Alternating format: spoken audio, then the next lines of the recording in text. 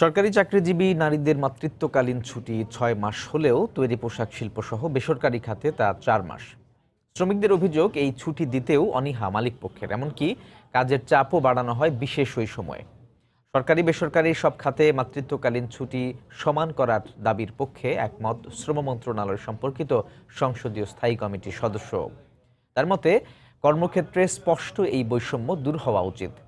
কামরুল হাসান সবুজের রিপোর্ট।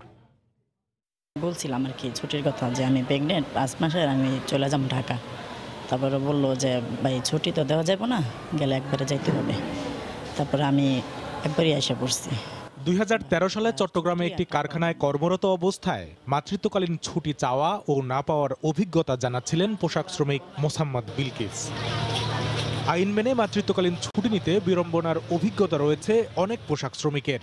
এ সময় অতিরিক্ত কাজ করানোরও অভিযোগ রয়েছে তাদের। মেডিকেলের রিপোর্ট দেখায়, তখন বলে কি জন্য এখানে মেডিকেল রিপোর্ট করতে, তাহলে চাকরি করতে কেন এসো, এত পটাশন দিতে হবে, এত পিস করে দিতে হবে, না দিতে পারলে মানে যা আসে তাই ব্যবহার করে।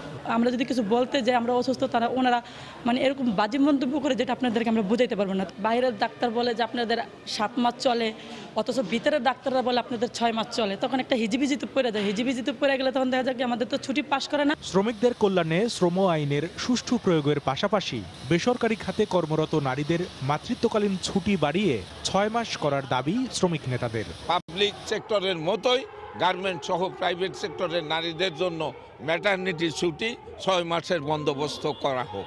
তো আইনে চলে আসলে এটা নিয়ে কথা বলতে পারবো, এই অধিকারগুলো আদায় করতে পারবো।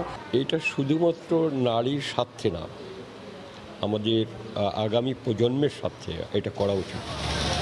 সরকারি ক্ষেত্রে মাতৃত্বকালীন ছুটি ৬ মাস ও বেসরকারি খাতের জন্য ৪ মাসের যে বিধান রয়েছে তা কর্মক্ষেত্রে স্পষ্ট বৈষম্য, এমনটাই মনে করেন শ্রম ও কর্মসংস্থান মন্ত্রণালয় সম্পর্কিত সংসদীয় স্থায়ী কমিটির এই সদস্য, যা বিলুপ্ত হওয়া উচিত বলে মনে করেন তিনি।